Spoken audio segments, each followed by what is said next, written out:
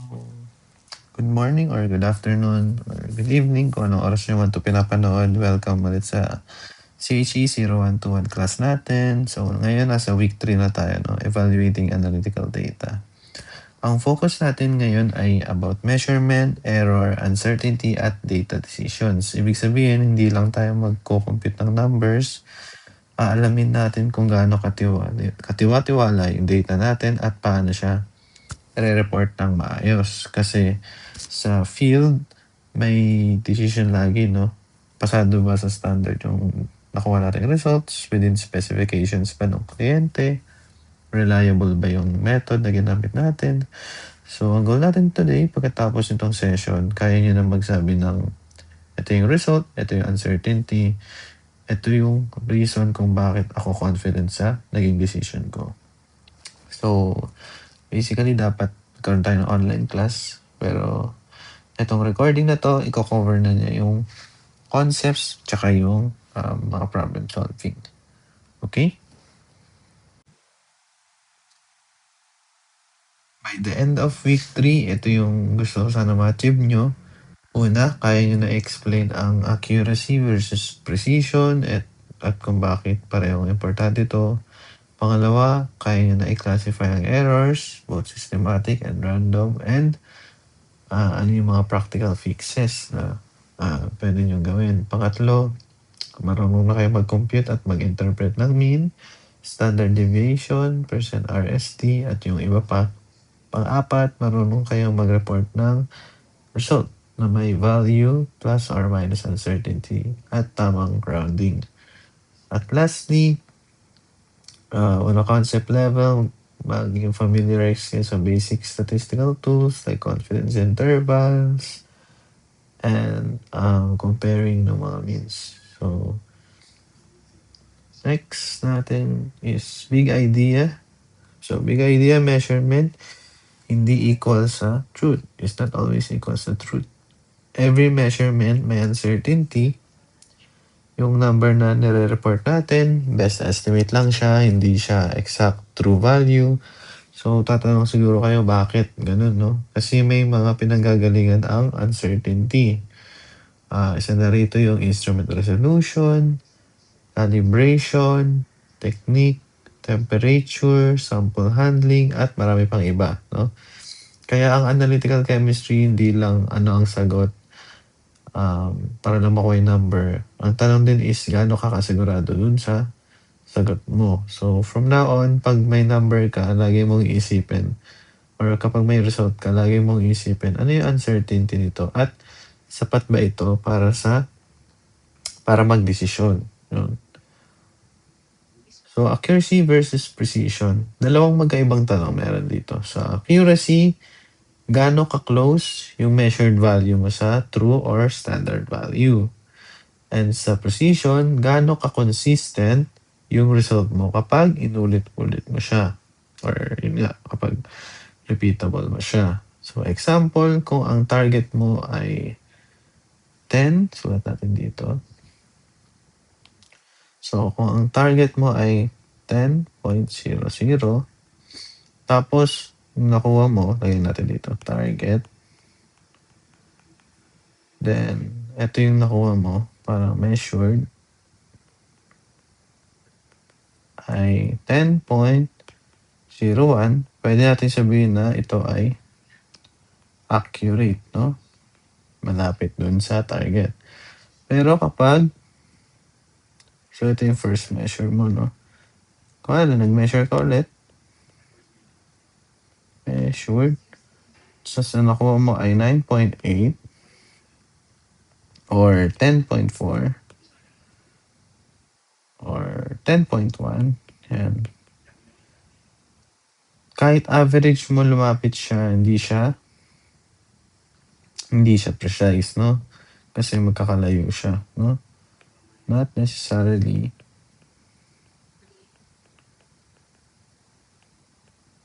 precise. Okay? So, tandaan natin, accuracy if tama ba siya? Tama ba? Tapos, precision is kung, nag-aano din siya pag PDF, is consistent ba? So this is kung malapit ka sa true value. Tama ba siya? Okay? So, tingnan natin dito yung sa darts na logic, no? So, makikita niyo dito sa visualization ng accuracy at precision. Yung una, makikita niyo yung mga measurement, no? Magkakadikit. Tapos, yung gitna na value. So, i-highlight ko siguro ng blue. Yung gitna na value. Yan. Yan yung gitna na value. So, yung blue is yung ating standard value or true value, no? Yan, balik tayo sa first, ano. So, yung mga measurement mo is magkakadikit tapos malapit sa true value mo or standard value. So, siya ay accurate and precise. So, ito, makikita mo siya. Ito namang pangalawa. So, medyo malapit sila sa true value mo. Yan. Medyo malapit. Pero, magkakaiba sila ng measurement. Kumbaga, hindi siya consistent sa isang lugar. Kalat-kalat. So, pwede natin sabihin ito na accurate siya, pero imprecise siya or less precise. So, dito naman sa pangatlo, makikita niyo, no? So, consistent yung measurement, magkakalapit. So, pwede natin sabihin na precise siya, pero malayo siya sa true value. So, pwede natin sabihin na ito ay inaccurate or less precise, less accurate and precise. So, lastly, ito naman is sobrang layo ng iba sa true value. Tapos, magkakalayo din sila sa isa't isa. No? So, itong pang-apat is inaccurate and imprecise or less accurate and less precise. So, dyan yun siya hopefully maintindihan nyo itong visualization na to para mas madali nyo maintindihan yung definition ng accuracy at precision. Okay, punta naman tayo ngayon sa precision. Specifically, may dalawang levels no, ng precision. Una, repeatability, reproducibility. So, meron tayong different runs or different trials, different runs or trials. So, pwedeng sabihin natin different day of measurement,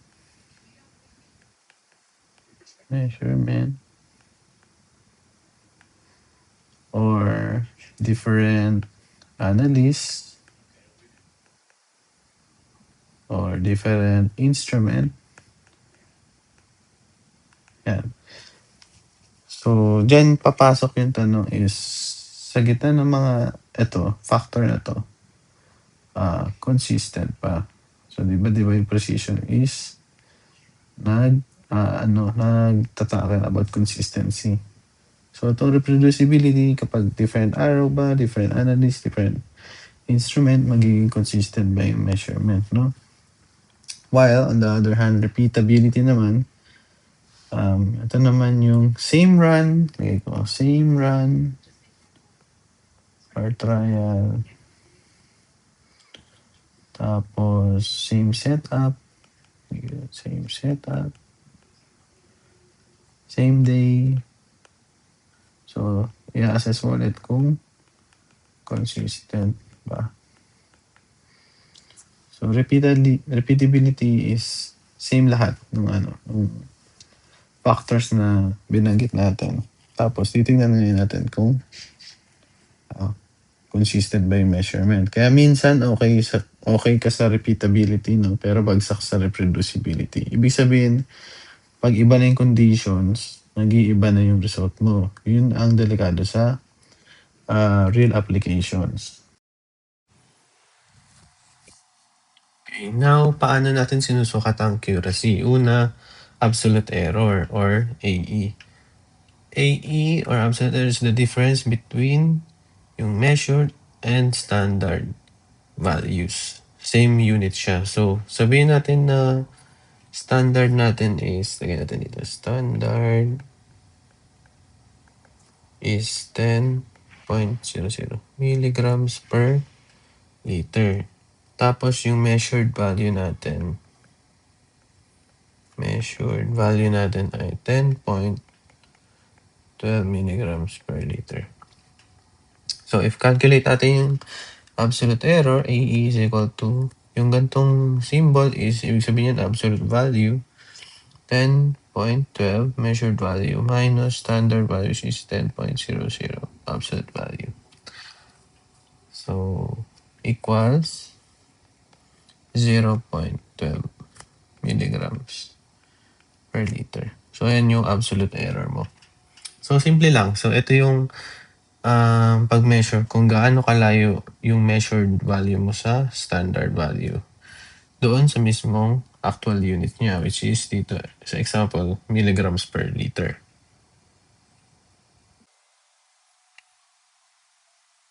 So, tanong, what if yung standard value mo mas malaki sa measured value mo? Halimbawa, example lang to, i-reverse natin yung given dito. Halimbawa, yung standard value natin yung 10.12. So, mangyayari di ba ganyan siya? 10.00 minus 10.12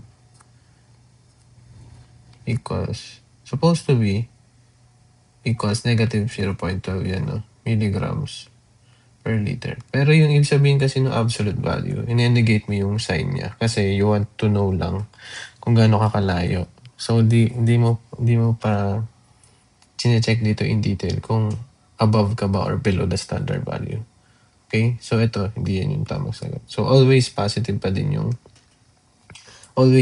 yung sagot pag absolute error. No? So, 0.12 pa din yan per liter. If halimbawa ito yung measured value mo. Measured value, standard value. So, example lang yan. Ay, clarification din. Next, relative error. Ito yung ratio ng absolute error mo sa standard value. Usually, naka-percent to. So, RE in percent is equal to absolute error over standard value times 100. So, sa example natin kanina, yung nakuha natin ay, ang kulit ng PDF na, zoom siya. No? Ang nakuha natin is 0.12, diba? Kanina. So, ano ulit yung standard value? 10. Susunod ko na dito.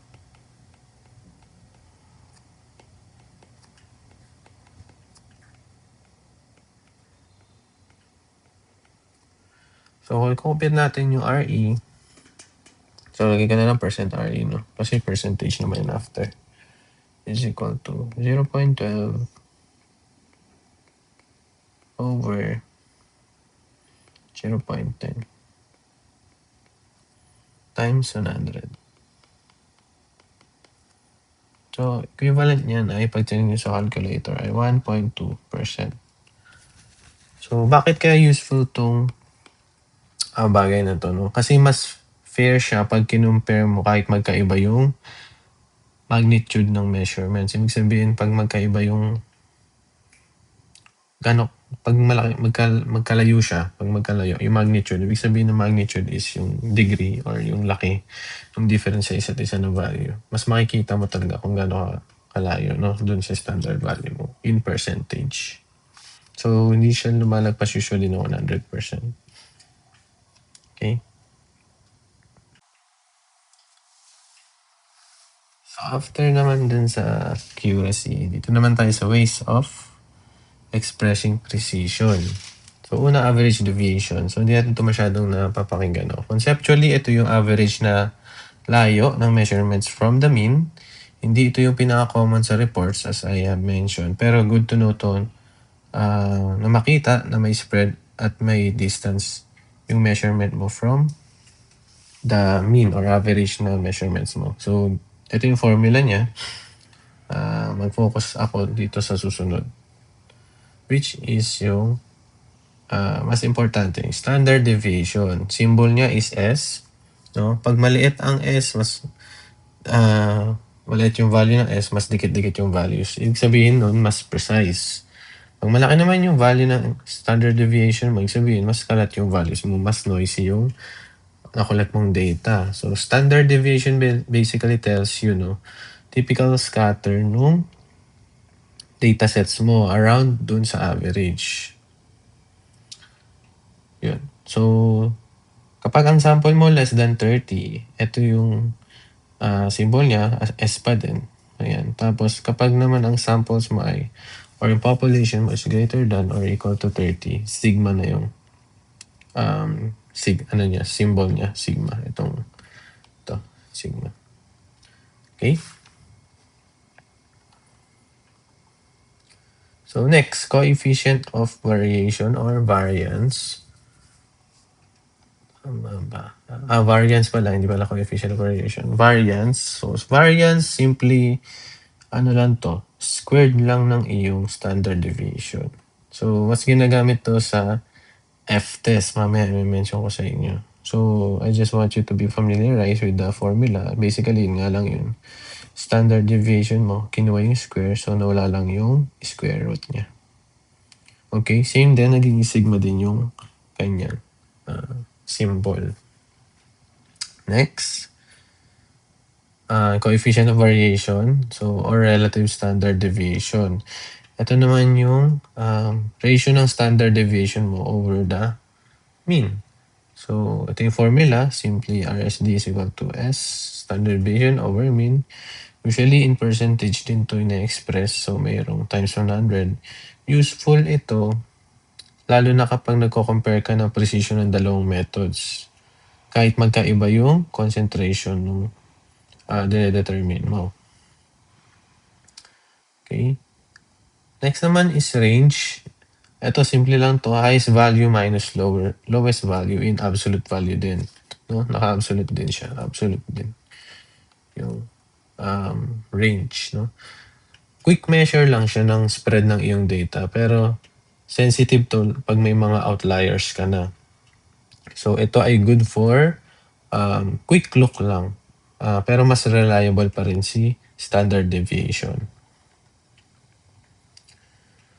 Now, confidence interval. Confidence interval is a range for the true mean. So, ano ibig sabihin nun? Usually, yung symbol niya is ito, yung micro. Micro na symbol. Ito. Micro yan. Meaning nung kanina, range for the true mean. Ibig sabihin nun, kapag meron tayong given sample measurements, estimate natin saan yung totoong mean na naglalay or yung probability nasan siya, no? Important na malaman yung confidence interval is hindi lang siya yung spread ng data mo, about ito sa uncertainty nung mean ng mga data mo. Kaya kapag maliit naman yung sample size mo, malaki usually yung confidence interval mo. Kaya vice versa naman, kapag malaki yung number of samples mo or yung N, lumiliit yung confidence interval mo. As you can see naman dun sa formula, no? Inversely proportional si confidence interval tsaka si number of samples mo. So, yan yung formula ni confidence interval.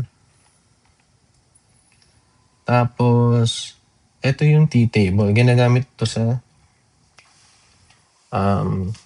value ng t. Ito. Yan, yung t. Bakit may t-table? Kasi usually, pag sa mga experiments pa lang, small sample tayo and unknown yung population or yung sigma. Kanina diba population sigma. So, we use yung t-value based sa confidence level. Nakita nyo dito sa table, no? Mayroong confidence level na sinasabi dyan. And degrees of freedom. Which is itong V. Ito yung ibig sabihin ng degrees of freedom. N minus 1. So, kapag meron kang halimbawang 10 measurements, 10 measurements, ibig sabihin may ang measurements mo ay 10. So, ang degrees of freedom mo ay 9 kasi 10 minus 1. N minus 1 yun. Ibig sabihin nun. Kaya 9 yung degrees of freedom mo. So, dito sa 9, pag tinignan mo ngayon yung 9, yan. Tinignan mo yung 9. Ito yung mga possible values ng iyong t. Depende sa pagdidesisyonan mong confidence level. No? Usually, sa mga experiments, pag sinabi natin na, halimbawa, 95, 95 confidence. Ang idea kung uulitin mo yung experiment, halimbawa, kung uulitin mo siya sa ibang time, around 95% ng intervals mo, tatamaan pa rin yung totoong average ng lahat ng measurements mo. So, ganun lang ibig sabihin nun. Tapos, halimbawa, pag 99%, ibig sabihin, kung ulitin mo siya ng paulit-ulit, 99% dapat tatamaan mo yung true mean mo. So, ikaw ang magde-decide ng iyong confidence level. Usually sa atin, 95% yung ginagamit. Okay. Mamaya, yung mga problems, pa-practice natin itong mga ito. So, basically, confidence interval, sinasabi dito is, gaano ka ka-confident dun sa average na nakuha mo sa mga measurement mo. Ba, nag-measure ka ng pH 10 beses sa isang sample. So, gaano ka confident na yung average nun ay yung totoong mean talaga nun. No? Kasi meron mga uncertainty na tinatawag. Ito, may example dito. Pero, numbers lang. No? So, mini example lang ito. So, given natin, meron tayong mean na 10.12. Ito yung kanina pala. So, standard deviation niya is 0.04. Tapos, meron kang number of samples mo, 5 lang. Tapos, yung i-declare mo ngayon na confidence level. Pag sinabing 0.05 dito, yun pa isa. Ito kasi sinatawag na one-tailed alpha, no? Pero usually two-tailed. Pag sinabing two-tailed naman, mali. Pag sinabi namang two-tailed alpha, i-divide mo lang yun. Usually, yung alpha na yun sa 2. So, meron kasi yung graph. Yung sa confidence level. Ibig sabihin, 95% ng data mo magpo-fall dun sa normal distribution ng curve. So, 0.05 nire-represent niya is 95% confidence level. No? Ito. So, ibig sabihin ng 4 degrees of freedom yung 4. So, ang format nito, T, tapos value ng alpha mo, tapos degrees of freedom. Ayan yun. So, saan nakuha yung 2.776? No? Balikan natin yung t-table sa taas. So, tandaan yung number of samples natin ay 5. So, punta tayo sa t-table. So, ang confidence, kung ang number of samples natin ay 5, so, ang degrees of freedom natin ay 5 minus 1 equals 4. So, punta ngayon tayo dito ay 4. Wait lang, ibahin ko yung kulay. Tapos, i-highlight ko na ng yellow. Ayan siya.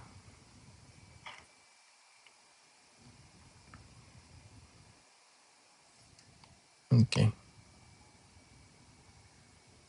So, yan. So, dineclare natin na ang ating alpha ay 0.05 or ang ating confidence level ay 95%. So, since ang degrees of freedom natin ay 4, hanapin lang natin at 95% kung ano yung value ng t natin. So, ito yung value ng t natin. So, this is t table. Usually, t tab lang nakalagay. Or just t. 2.776. So, doon nakuha yung value na yun. So, just substitute nyo lang dito sa formula natin. No? Ito yung formula. Confidence interval is equal to yung mean plus or minus standard deviation 0.04 times t natin over square root of n. So, ang makuha nyo dito sa portion na to ay 0.05. And then, yun lang. Isusulat nyo lang as ganito yung confidence interval. So, approximately 10.12 plus or minus 0.05 milligrams per liter ang ating CI or confidence interval. Meaning, best estimate 10.12 and based on our limited sample size, the true mean is likely within plus or minus 0.05. Anong ibig sabihin ng 0.05? So, ibig sabihin nun, 10.12 minus 0.05 is 10.07. Dito yung sa minus, then yung sa plus ay 10.17. So, dito daw, between these values, no? Between these values, lies your true mean. Although alam natin talaga yung mean, 10.12, no?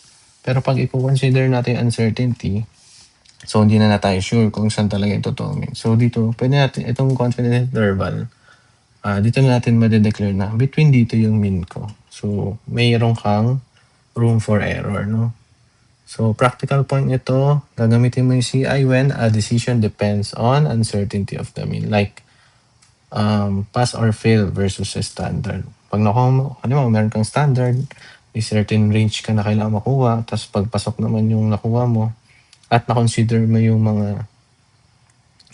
na-consider mo tong confidence interval, then yung confidence interval range mo, itong halimbawa itong dalawa na ito, pasok dun sa standard. Ibig sabihin, okay pa din, pasado pa din yung nakuha mong data. So hopefully gets nyo siya. Key. Next natin about errors naman. So why should we classify errors, no? Yun yung first rule. Classify first, then fix. So by definition, error kasi pinapababa niya yung accuracy ng ating experiment, no? And we have two types. It can be deterministic or indeterminate. Okay? So isa-isayin natin siya. So determinate or systematic error. So systematic error yung another term for that. Simple lang, ito may direction, may bias. Halimbawa, laging mataas ang reading mo dahil hindi calibrated yung instrument mo. So kapag pinaulit-ulit mo yung measurement nun, consistent pa rin na mali yung measurement mo kasi nga yung instrument mo ay hindi calibrated. So systematic yung error mo, no? Alam mo may pinanggagalingan siya. At alam mo yung pinanggagalingan na yun. So even, ang importante dito is yung systematic error usually may cause yan. So makikita nyo dito, no? It can arise from uncalibrated equipment, categorized as instrumental, mathematical errors in calculations, or pag-transfer ng solution, laboratory, so usually categorized as personal, co-precipitation of impurities, or incomplete reaction, usually sa methods ka may something wrong. At marami pang iba, no, na sources ng systematic error. Pero, ito usually, kayang solusyonan yung systematic error. Ito ay, yan. Ito pa yung mas specific, no? Common source is sampling bias. Ibig sabihin, hindi representative yung sample mo nung kumuha ka ng sample sa field. Parang, yun nga, parang may bias ka. Ibig sabihin, doon ka lang sa isang portion ng, diba, kumuha ka ng water sample, doon ka lang sa isang portion ng body of water, hindi ka kumuha sa bawat pwesto or sa malaking point ng sampling. Method bias, chemistry not complete. Hindi kompleto yun. Tapos hindi kompleto yung reaction or may interference kang na encounter during the experiment sa procedure. Measurement bias naman, yan, calibration drift usually over time. Lalo na pag hindi mo na monitor yung calibration factor ng iyong instrument, nagbabago-bago pala yan. Tapos pag hindi mo na monitor, meron na palang malaking drift na nangyari doon. So yan, another source of systematic error. Personal bias, yun nga nabanggit ko. Usually technique-based siya, based din sa tao. So ang key message natin dito, kapag bias, hindi solusyon ang pagdagdag ng replicates. So hindi siya solvable by that. Kasi nga, hindi na solusyonan yung ugat, yung root cause ng error, which is itong mga nakalista dito. Lalo lang dadami yung mali sa numbers mo kapag nagdagdag ka pa ng replicates, mas taas yung error mo. Okay? Next natin is ito, indeterminate errors or random errors. Ito naman yung galing sa uncontrollable variables. Uncontrollable, ibig sabihin nga by that word, hindi mo siya controlled. So, may small variations na hindi mo mapipigilan fully sa capacity mo as chemical engineer or as a chemist sa laboratory, no? Ito yung iba't ibang factors, no? Like, tiny difference sa pipetting angle, pag nagkuha ng sample using a pipette, temperature fluctuations, sa environment, noise, yan. So, random errors usually naapektuhan niya yung precision ng measurement natin. Tsaka nakaka-contribute siya sa pag-scatter ng ating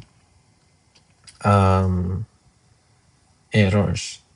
So, ito yung mga iba't ibang example ng sources niya. Ganun din, pwede mo rin siyang i-categorize into that, yung kanina. So, meron yan variation in line voltage, more sa electrical. May effect yan sa mga instruments. Misestimation of the meniscus. And pag mali yung, hindi man mali, parang may discrepancy sa pagtingin mo sa lower meniscus. Tapos iba-iba yung tao na gumagawa. So, hindi consistent, no? Yung precision. Tapos to, environmental conditions, like yung kanina banggit ko, temperature, tapos meron humidity, during dun sa experiment, no? So, siya yung nakapag-scatter ng ating mean or noise. So, why should we repeat measurements? Pagdating naman, di ba kanina sa systematic error, kahit i-repeat natin yung measurement, hindi natin siya ma-improve.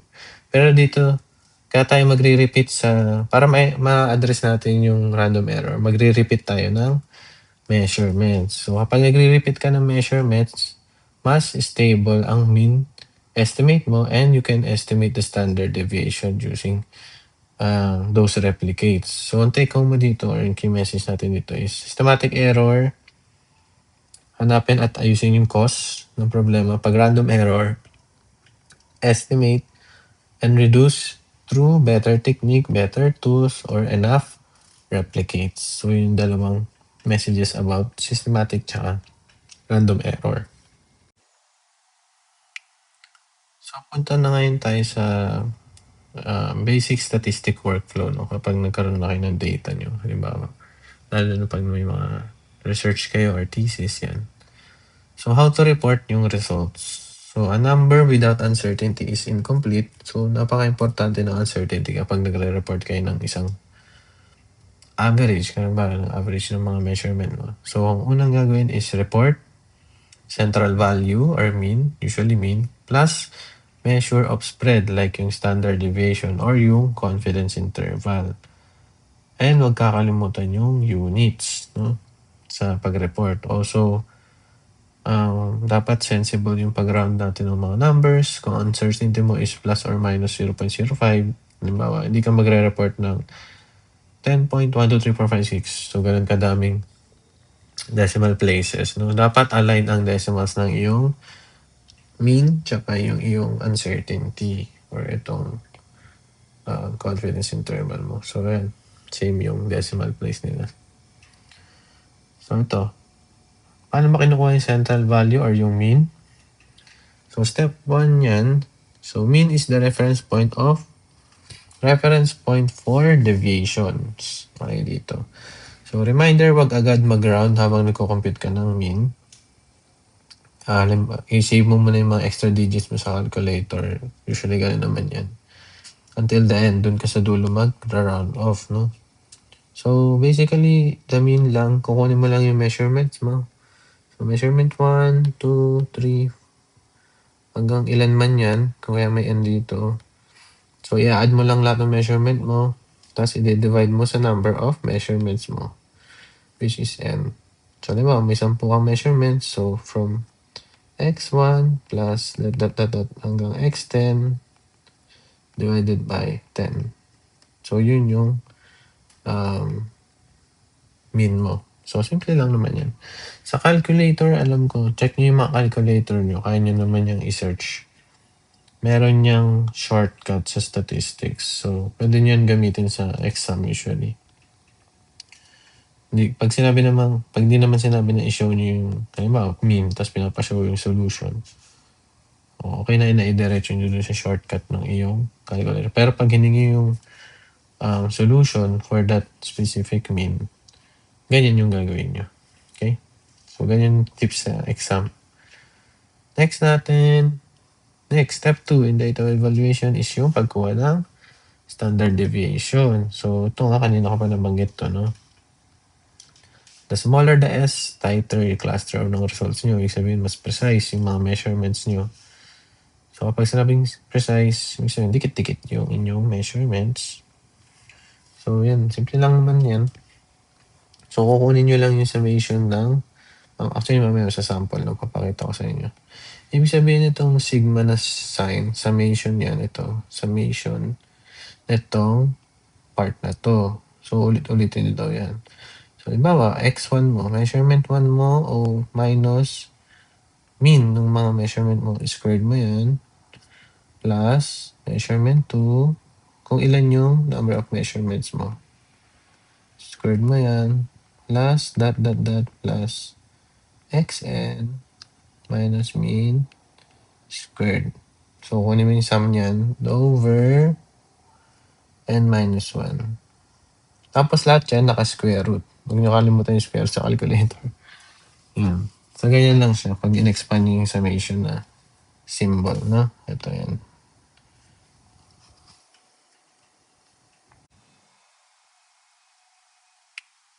Step 3. Usually, step 1 and 2 yung pinaka-basic, no? Itong step 3, usual to kapag nagko-compare tayo ng dalawang method or dalawang concentration level. Kasi nanonormalize siya. So, if you want to compare two methods, minsan mas informative ang percent RST kaysa sa standard deviation lang. So, apply lang natin yung formula na standard deviation over mean times 100%. Yung kanina. Okay. Bakit laging lumalabas yung tinatawag na normal distribution or true distribution or just simply normal yung word na lumalabas? Yan. Kasi maraming small random effects, no, na nagtetend na mag-produce ng normal-like behavior. Yung sinasabing normal distribution is yung may graph kayo na ganito. Tapos may distribution na ganyan. So, mga points yun ng data nyo. Yan. Na nagpo-form daw ng ganyang curve, no? Gaussian curve. So, ang sabihin kasi ng population, ito lahat ng possible measurements or true distribution. So, sa sample naman, limited measurements to. Ito yung mga nakukuha natin sa experiments. So, pag sample, mas maliit.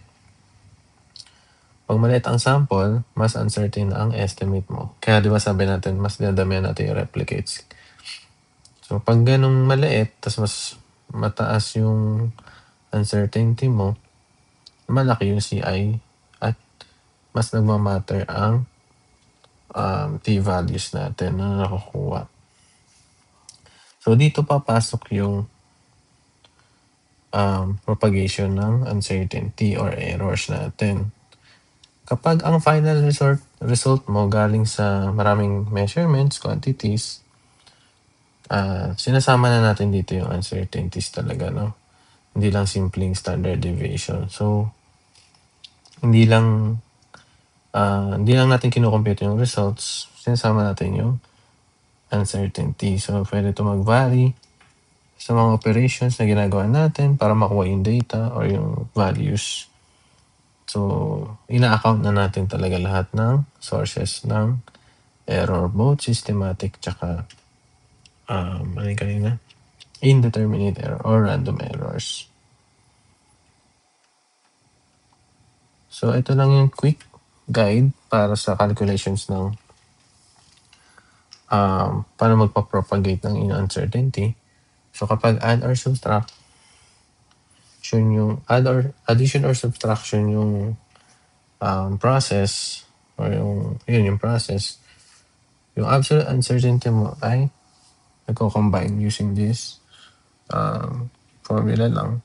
Tapos ito yung absolute uncertainty, combine lang siya. Diretso lang.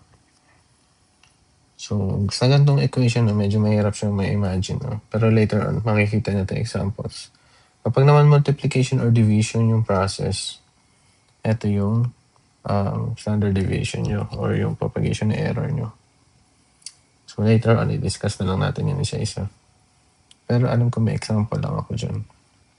So, and so on and so forth na yung iba. Usually, ito lang naman yung common. Addition, or tsaka multiplication or division.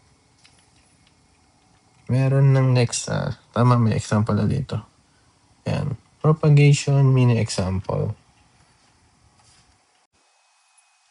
So, yan. Ito yung example for ito nga, yung propagation. No? So, yung kanina, no, type of calculation, tapos ito yung example ng equation, then ito yung pag-compute or paano gawin yung propagation. So, type of calculation, makikita nyo yan kung ano yung kino-compute nyo sa isang formula. So, sa example natin, meron tayong given dito na mass na may uncertainty value. Yan. So, 1.250 grams plus or minus 0.002 grams. Okay. Then, meron tayong given na volume, 25.00 plus or minus 0.03 ml. Pinapakuha sa atin yung concentration, which is the amount of our solute over volume ng ating solution or M over V. So, dito nilayout ko na yung workflow, no, ng ating mga gagawin. Step 1, compute mo natin yung concentration, compute natin yung relative uncertainty. Yan. Then, add natin yung mga relative uncertainty based din sa formula. Tapos, report natin yung concentration plus or minus yung ating uncertainty. So, ito yung blank page para sa ating formula or computation. So, step 1 daw ay computein ang C. Compute C. So, C is equal to 1.250 over 25.00 equals 0.0500 tama, grams per ml. Okay. Number 2. Compute relative uncertainties. So, paano natin computein yung relative uncertainties? So, may given kanina daw. Ito yung mga uncertainty natin. No? So, relative, sabihin dito, may relative uncertainty. Ito, may relative uncertainty din yan. Paano gagawin siya? So, relative uncertainty is yung symbol niya. Tama, yun na lang. Tapos, M, kasi yung isang mass, lagyan natin mass, is equal to, ang kanyang relative uncertainty ay 0.002. So, i-divide lang natin siya dun sa ating kanyang value. Divided by 1.250. So, ang relative uncertainty ng mass dito sa ating given ay 0.0016. Relative uncertainty, wait lang. Relative uncertainty ng volume is 0.03 over 25.00 is equal to 0.0012. Okay. So, kuha natin yung relative uncertainty sa mass at sa volume. Step 3 natin is combine daw. Sabi, combine all relative uncertainty. So, ano ba yung process na ginawa natin? Tayo ay nag-divide, di ba? Dito kanina. Nag-divide tayo. So, ang process ay ang calculation type, calc type ay division. So, balik tayo dun sa ating formula. So, pag multiplication daw or division, so ito siya. Ganyan, kunin ang standard deviation or yung propagation ng error kung paano gagawin. So, mangyayari ngayon dyan,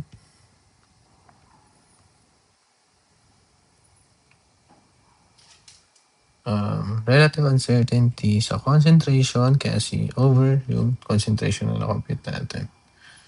So, is equal to square root.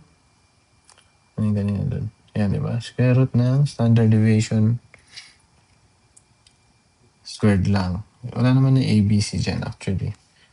So, dito, nakafocus lang sa relative uncertainty. 0.0016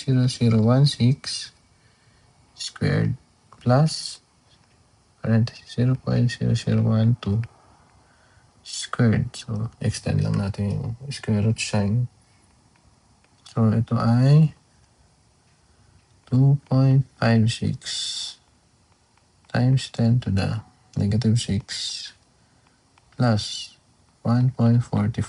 Check na sa calculator nyo to. To the negative 6. Square root hanggang dulo.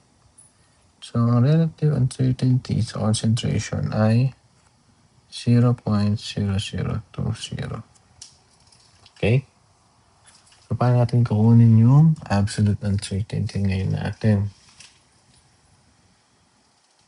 So, para makuha yung absolute uncertainty, dito lagyan natin sa combine is for division, add relative quadrature. Ibig sabihin yun, inad natin, di ba kanina yan? Ando natin. Ito kayo din. Nag-add tayo ng mga squared nila. Quadrature. Absolute uncertainty in C. So, UC is equal to U yan na. UC is equal to C. Parang nag-cross na lang tayo. Nag-cross multiply lang tayo dito. 0.0020. Ano yung nakuha natin kaninang C? Ito, di ba? Yan. So, 0.0500 times 0.00. Okay? So, absolute uncertainty. Nakita nyo, no? Dun sa absolute uncertainty. So, na-consider na yung relative. Pag sabi relative sa mass, relative sa volume, na-account na siya dito, no? Para makuha yung absolute uncertainty in terms of concentration. So, hopefully, no? Medyo nag-gear na kayo towards that. So, pag ginawa natin itong operation na to, absolute uncertainty ay 0.0500. Ito yung result, no? Ito yung result. Ito yan. Ay, shucks, malipit lang. Blue na lang. Maganda ba blue? Ito yan, ha? Yan. Hina-highlight ko lang. Ito sa ando ko after nyo ma-realize. So, yan siya, no? Baka magulat kayo, baka biglang. Tapos, plus minus, itong result na to. Ito yan. So, ando ko ulit. So, yan siya, which is 0.00010 grams per ml. So, ito yung sagot sa absolute uncertainty. Nitong tanong kanina na pag kinuha yung concentration given itong dalawang ito, pag given yan. Ano yung concentration at ano yung uncertainty dun sa concentration. So, equivalent din yan sa yung result natin to 50.0 plus minus 0.1 milligrams per ml. So, nag-convert lang or 50.0. 0.1 grams per liter. So, nag-times 1,000 lang yan. Ano na yan? Dimensional analysis lang naman yan. Okay? Hopefully, na-appreciate nyo, no? So, na-account na lahat yung relative uncertainties sa mass tsaka sa volume. Yan, dalawang yan na-account na nung kinompute na yung concentration. Okay? Next natin is significant testing. Significance testing or testing for significance. So, dito papasok yung tanong na when is a difference real or significant? Kailan naging significant yung difference? So, example nito is, halimbawa, meron kang study or research about sa pagdetermine ng iron or ng lead. Lead na lang para pollutant. Pagdetermine ng lead sa bodies of water. So, merong standard method doon, no? Tapos, meron kang pinopropose na method for that, for the removal of lead. Halimbawa. Kasi gagamit ka ng ibang material. Halimbawa, gagamit ka ng plant material for that. So, di ba meron mga standard material na ginagamit for removal of lead? So, i-compare mo ngayon yung standard method na yun sa iyong plant-based material para i-remove yung lead. So, dun papasok yung significance testing. No? Kung significant ba yung gagawin mong other method than the standard. So, for the purpose, kunwari na para makatipid, para green chemistry yung approach, parang ganon. So, bago mo simulan yun, magkakaroon ka ng null hypothesis. So, i-declare mo na there is no real difference or there's no significant difference between the removal of lead using this and this, parang ganon. So, dito sinasabi mo na yung observed difference is random lang. Wala siyang difference, no? So, yun yung pinaka core nito significance testing. Kaya siya ginagawa sa mga research proposals o sa mismong research projects, no? So, ang tanong dito is yung kung agwat ba. Yung agwat ba, sobrang laki para maging tsamba lang. Usually, ang common na risk dito, risk level or confidence level na banggit ko kanina, no? Yung 0.05, which is yung alpha. So, nire-represent din niya yung 5% chance of false alarm or magbibigay ka ng 5% leeway para magkamali. So, sa mga medical research, dun papasok yung 99%. So, tayo sa mga laboratory research, ganyan. Sa mga experimental research, 95% is okay na. No? So, may iba't iba tayong test dyan na sinasabi, meron t-test, f-test, q-test, yan. And kino-compare natin yung mga yan, yung mga values na yan, f-value, t-value, sa ating mga critical value, naka-table yan. Usually maraming table dito. Okay? So, yun lang yung concept ng significance testing. Hopefully na gets na siya. So, punta muna tayo dito sa f-test. F-test is for comparing no precision, meaning comparing variances. So, ang question dito is, mas precise ba si method A or si method V? Ganun. So, ganito usually siya. So, kino-compare yung calculated F value versus sa tabulated value ng F. So, if F calc is less than or equal to F tab, the methods are not significantly different. So, usually, ganito yung gusto nung result. Parang, okay. So, may dalawa kang methods na kinompare. Halimbawa, yung method na ito mas mura, ganyan, compared sa original method. Pag ganito yung result, not significantly different, ibig sabihin, mas prefer mo na or i-recommend mo na yung mas murang method since wala namang difference between the two. Pero kapag kabaligtaran naman, if f-calc is greater than f-tab, the methods are significantly different. So, may difference.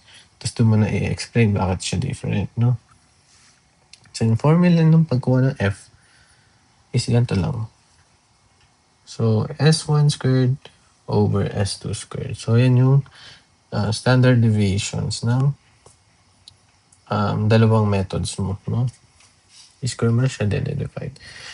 Usually, gagamitin mo numerator dyan is yung mas malaki na S. Okay, yung mas malaki na S lagi nasa taas.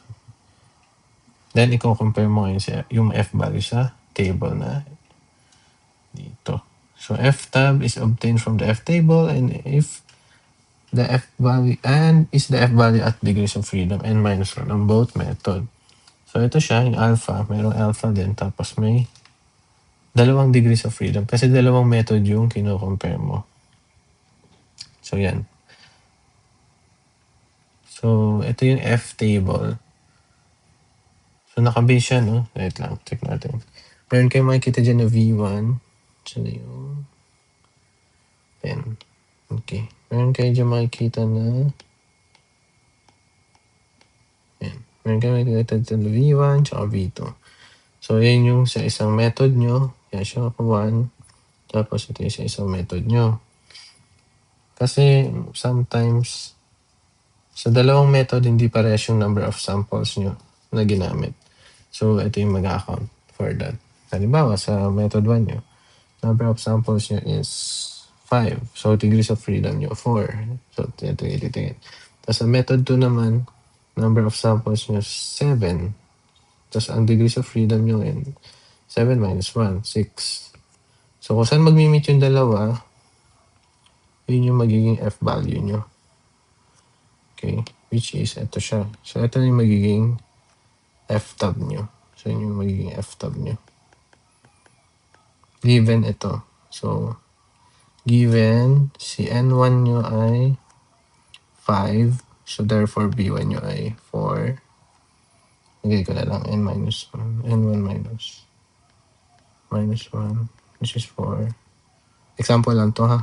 So, not all the time ganito siya. 7, V2 nyo ay, depende sa number ng samples per method.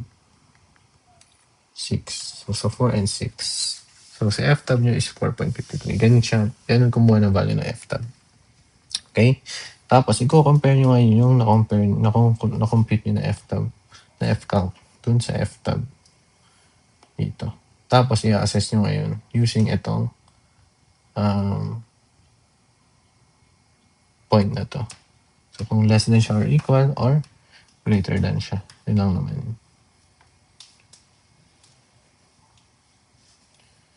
So, ito yung for 95% confidence interval. So, ito naman yung examples na at 99%. Yun ngayon sa mga clinical, yan. Kasi mas sensitive yung data. Mas kailangan ng accuracy, kaya 99%. So, nakadepende sa type ng analysis. Okay? So, check nyo na lang dito yung sa link. Check nyo dito sa link. Makikita nyo pa ibang tables dyan. Next natin, t-test naman, tinatawag dyan, comparing of two means. Kanina, comparing of two methods, yun, no, for precision. Ito naman, comparing of two averages, set of averages, or t-test. So, question dito na sasagot is, magkaiba ba talaga yung mean results or average results ng method A or method B? So, ganun lang din siya. Usually, ginagawa to kapag, halimbawa, sa method A, standard ginawa mo. Tapos, nag-modify ka dun sa method A mo. Tapos, niraran mo siya, kinuha mo yung data. So, titignan mo yung before and after effect niya, no? Doon sasabihin mo ngayon, kapag may difference yung means, significant difference. May significant difference. Pag wala, so same lang din kahit bawasan mo yung gantong quantity ng chemical or dagdagan mo yung gantong quantity ng chemical or baguhin mo overall yung component ng isa dun para mas makamura ka or mas maging green approach, ganun ulit. Para minumodify mo yung methods, no? Tapos ina-assess mo kung okay ba siya. So, more likely para siya sa F-test, no? Yung assessment niya. Ganun pa rin naman. Tapos, ganun din yung, dito naman, since two methods lang siya, no? So, ganito lang yung table. Same dun sa tinignan natin kanina. So, dalawang mean lang naman kino-compare natin dito. So, later on, mamaya, no, i-apply natin yung table na to later on. So, merong 3 ways to compare, no, yung 3 ways para magamit yung t-test, no? Una, kapag kino-compare natin na mean is against an accepted value or may known value na tayo, kino-compare natin din yung average value na nakuha natin. Pangalawa, compare natin yung average value na nakuha natin sa two different methods used on the same sample naman. So parang dito kailangan mo muna mag-F-test bago magawa yung t-test. So meron kang mean value of two different methods on the same sample. Okay? Then, yung pangatlo naman, mean of two different methods using two or more samples naman. Dito, same sample. Dito naman, different samples. Two or more. Greater than or equal to 2. Okay? So, paano kunin yung format? Paano kunin yung isa-isayin natin siya kada case, no? So, sa case 1, when an accepted value is known, so you ask, yung mean ko ba statistically different from the accepted value? Kung yes, then may evidence or bias of systematic error, no? Kapag mayroong statistical difference. So, ito yung pagkuha ng value ng t. So, this is your mean. That is, yan yung, ano yung kaninang yun? Confidence interval, no? Yan. CI. Actually, RSD. Tapos, number of samples. Standard deviation.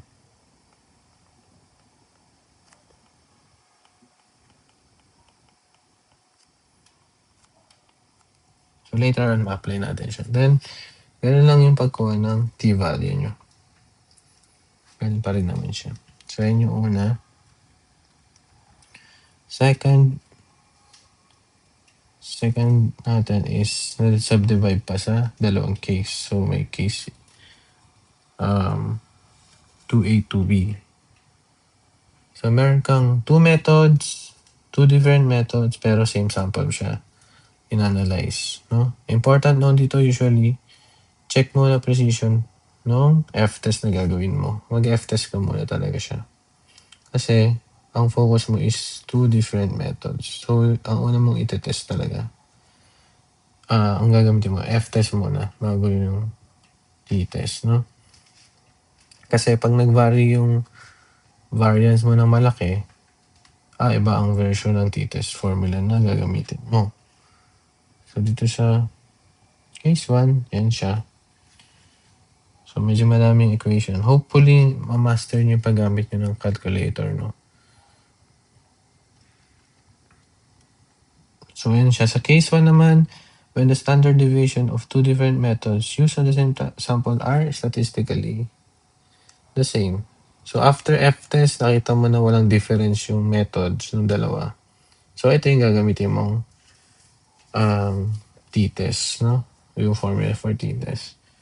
So, basically, meron kang mean for the first method, meron kang mean for the second method. First method, second method, kinuha mo yung mean parehas, kinuha mo yung difference at saka absolute value divided by pooled standard deviation. Si pooled standard deviation, ito yung formula niya.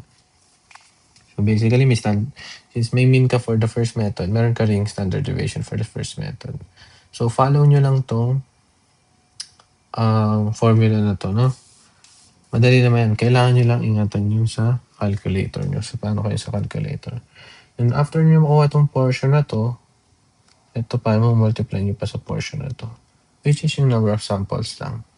N1, number of samples sa first method, number of samples sa two methods, over N1 plus N2. Okay? Then, compare nyo sa tabulated value ng T. Case number 2 naman, after F-test, nakita nyo na statistically different ang dalawang method. So, mas simple yung formula. Ito. So, formula is same lang yun sa numerator. First method, second method. Kunin yung difference ng mean nila. Kunin yung absolute value nun. Over the square root of, madali lang siya. Standard deviation squared over number of samples. Then, i-add nyo yung dalawa. Then, nakuha nyo na yung portion na to. Kuha nyo yung portion na to, divide together. Para makuha si T-calc. And then, i-compare sa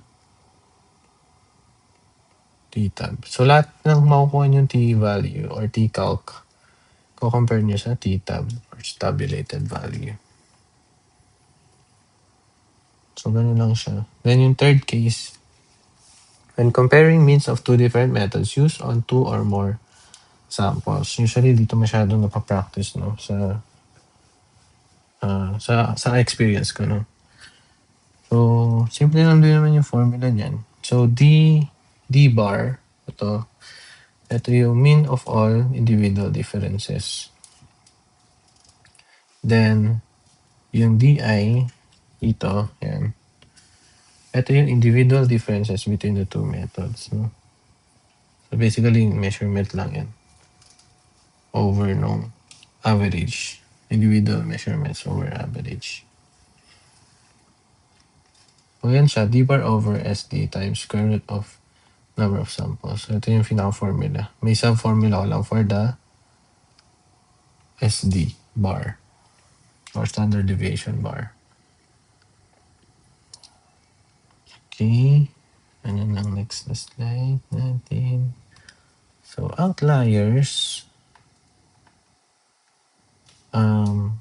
Outliers yan. Pag sinabi outliers, syempre nalalayo siya, no?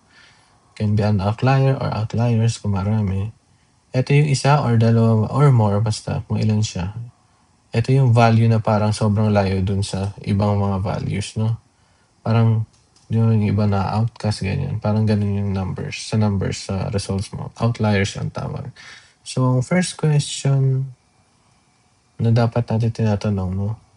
May physical reason ba para magkaroon tayo ng outlier? Kung meron bang wrong sampling, may contamination bang naganap sa isang run, or may mga naganap na transcription, or wrong dilution, marami, no? Itatanong nyo muna, no? Kapag meron kayong set ng data, halimbawa, meron kang 10.01, 10.59, 10.4, 10.25, tapos bigla may 13.59. So, si 13.59, tatanong mo ano nangyari dito sa trial 1. Trial 1, 2, 3, 4, 5. What happened in trial 5? Mga ganyan tanong. So, ito yung check mo ngayon dyan. Hindi lang yung tatlo, parang ano yung mga physical reason, no? Na pwede nangyari. Sabi dito, do not delete just to look good. Yung iba dinidelete agad para nakitang ang layo ng measurement, no? Kailangan nyo i-document na maayos kung bakit kayo may ganong data at kung bakit nyo siya tatanggalin. Dapat documented yun, justified yun. Hindi kayo basta-basta nagtatanggal ng data because that is manipulation of data. Hindi siya magandang ethics sa isang scientist or engineer. Okay? So, yun lang yung purpose nitong outlier. So, tinetest yan, no? Tinetest yan, si 13.59. Pwede natin siyang i-test kung talagang pwede natin siyang tanggalin or outlier ba talaga siya. Kasi kung, at least, di ba, meron tayong statistical tool para malaman kung okay ba itong nag-iisang data na to or hindi. So, meron tayong Q-test, grabs, pero yung Q-test lang yung focus natin today. So, Q-test helps decide if an outlier is due to determinate error or if it can still happen by chance. Conceptually, you compute Q-calc, tapos i-compare mo sa Q-tab. So, basically, no, yung mga statistical tools natin, meron tayong calculated ng isang value, tapos i-compare natin sa tabulated value niya. So, yung table, no, dinetermine na yun ng mga statistician way back pa, para hindi na natin siya problemahin, or on reference na lang. So, makita nyo dito, if Q-calc is greater than or equal to Q-tab, yung suspected data mo na outlier, to si 13.5 kunwari, is rejected, no? At a certain confidence level. So, meron ulit confidence level. So, maraming factors. Kaya you need to justify kung bakit mo siya i-reject or i-retain. Yun lang yung sa t-test. Tapos, ito naman, dadaanan lang natin tong LOD and LOQ. So, this concerns detection limit and quantification or quantitation limit. LOD, smallest signal you can reliably distinguish from the blank. Halimbawa, meron kang mga measurements, so low concentration. No? Yung instrument mo, meron yung tinatawag na LOD or detection limit. No? Meron lang siyang pinakamababang value na confident yung instrument na i-report as yun talaga siya. So, meron i-declare na kapag may nakita kayo na less than MDL, less than LOD, ganyan. Hindi niya na pwedeng i-report na yung exact value. Di rin siya zero, not equal to zero, but may value siya pero hindi na niya ma-report due to sensitivity ng instrument. No? Tapos meron namang LOQ, smallest amount quantified with an acceptable precision. No? Usually 10 times ng standard deviation. Yung LOD 3 times ng standard deviation or 3 times ng blank.